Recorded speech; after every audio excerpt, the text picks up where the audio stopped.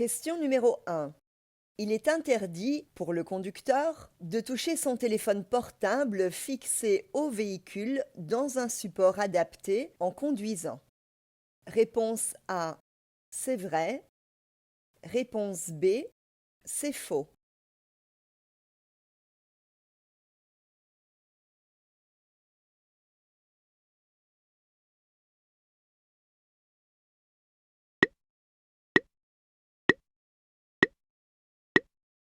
La règle nous dit que le conducteur ne peut pas utiliser, ne peut pas tenir en main et ne peut pas manipuler un appareil électronique mobile doté d'un écran, à moins que cet appareil électronique ne soit fixé au véhicule dans un support destiné à cette fin. Étant donné que dans le cas présent, le téléphone portable est fixé, nous pouvons le toucher pour par exemple répondre à un appel téléphonique. Si nous désirons employer ce téléphone portable sans qu'il soit fixé au véhicule, nous devons être à l'arrêt ou en stationnement. La bonne réponse est la réponse B. Question numéro 2. Lorsque ce signal est présent, il m'est interdit de dépasser par la gauche. Réponse A. Je ne peux dépasser aucun conducteur. Réponse B. Je ne peux dépasser que des cyclistes et des cavaliers. Réponse C. Je ne peux que dépasser des véhicules 2 roues et des cavaliers.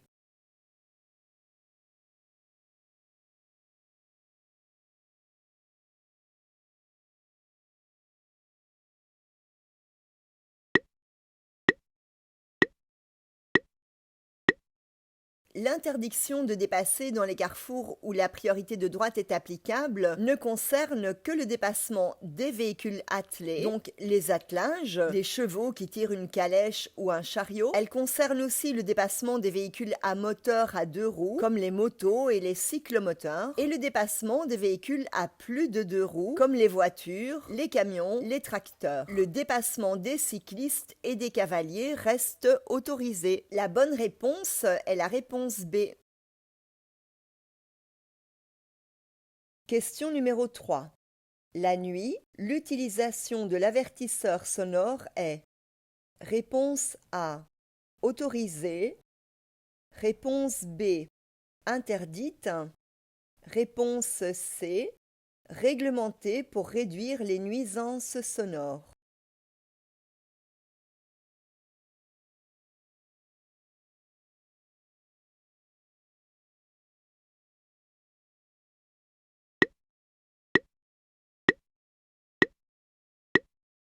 Les avertissements sonores, donc le coup de klaxon, doit être aussi bref que possible. Ce n'est autorisé que pour donner un avertissement nécessaire en vue d'éviter un accident ou en dehors des agglomérations uniquement, s'il y a lieu d'avertir un conducteur qu'on se propose à le dépasser. Mais entre la tombée et le lever du jour, le coup de klaxon doit être remplacé par un appel de phare, sauf en cas de danger imminent. La bonne réponse est la réponse C. Question numéro 4. Dans cette situation, réponse A. Je dois attendre le signal de fin d'agglomération pour contourner les piétons en laissant 1,50 m libre de distance latérale. Réponse B. Je peux poursuivre ma route plus vite que les piétons et les contourner sur le dispositif surélevé. Réponse C. Je poursuis ma route à la vitesse des piétons. Je les contournerai après le dispositif surélevé.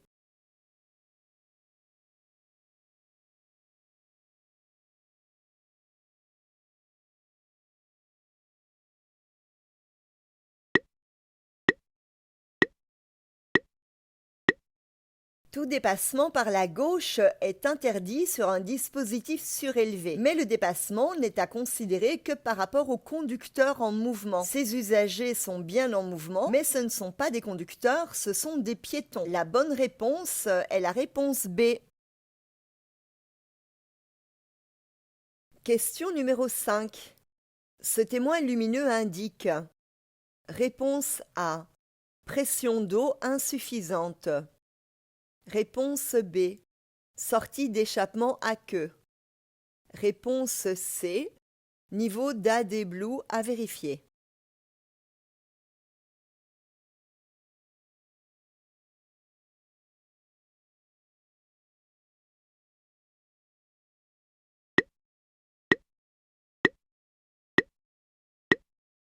La bonne réponse est la réponse C. Question numéro 6. Je suis en voiture avec un ami qui doit prendre son tram à cet arrêt dans 10 minutes. Je vais le déposer du côté gauche de cette chaussée. Réponse A. Je ne peux le déposer qu'au-delà de cette ligne jaune discontinue. Réponse B. Je peux m'arrêter le long de cette ligne jaune et patienter avec lui dans la voiture le temps que son tram arrive. Réponse C. Je peux m'arrêter le long de cette ligne jaune pour qu'il descende de ma voiture, mais je dois repartir aussitôt.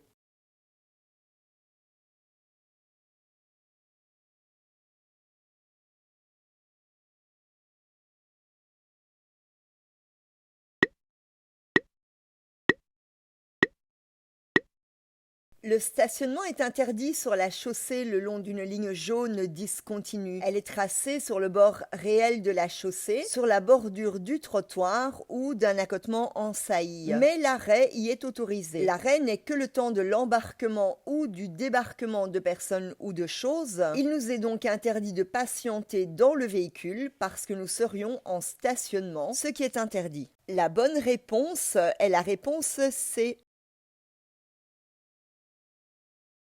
Question numéro 7. Ce signal routier m'indique. Réponse A. Qu'il m'est interdit de dépasser par la gauche. Réponse B. Qu'il m'est interdit de dépasser un véhicule à moteur ou un véhicule attelé par la gauche. Réponse C. Qu'il m'est interdit de dépasser un véhicule à plus de 2 roues ou un véhicule attelé par la gauche.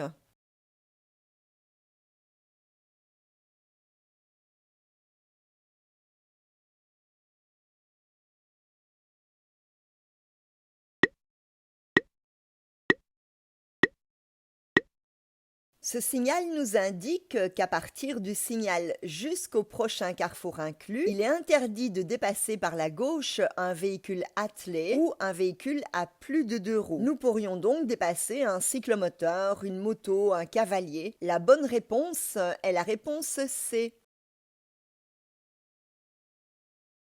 Question numéro 8. Nous sommes en agglomération. Le bus veut quitter son point d'arrêt. Réponse A. Le cycliste doit céder le passage au bus. Réponse B. Je dois céder le passage au bus. Réponse C. Nous devons céder le passage au bus.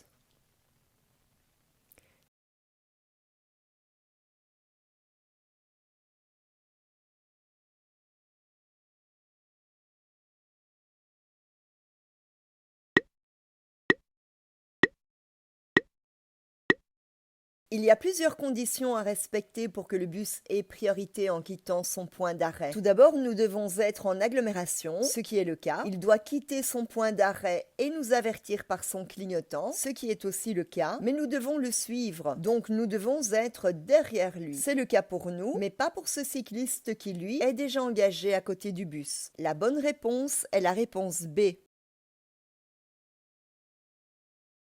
Question numéro 9. Cette partie se nomme. Réponse A. La voie publique. Réponse B. La bande de circulation. Réponse C. La chaussée.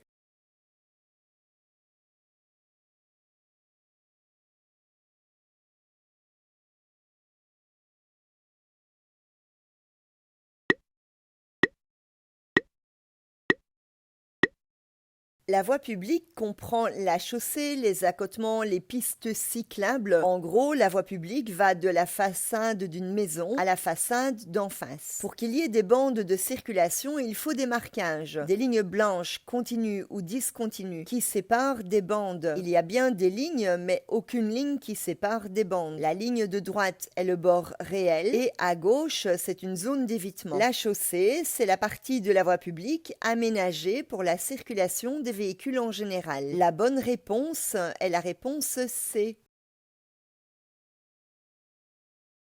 Question numéro 10. L'agent. Réponse A. M'oblige à aller tout droit. Réponse B. M'autorise à tourner à droite. Réponse C. M'oblige à m'immobiliser.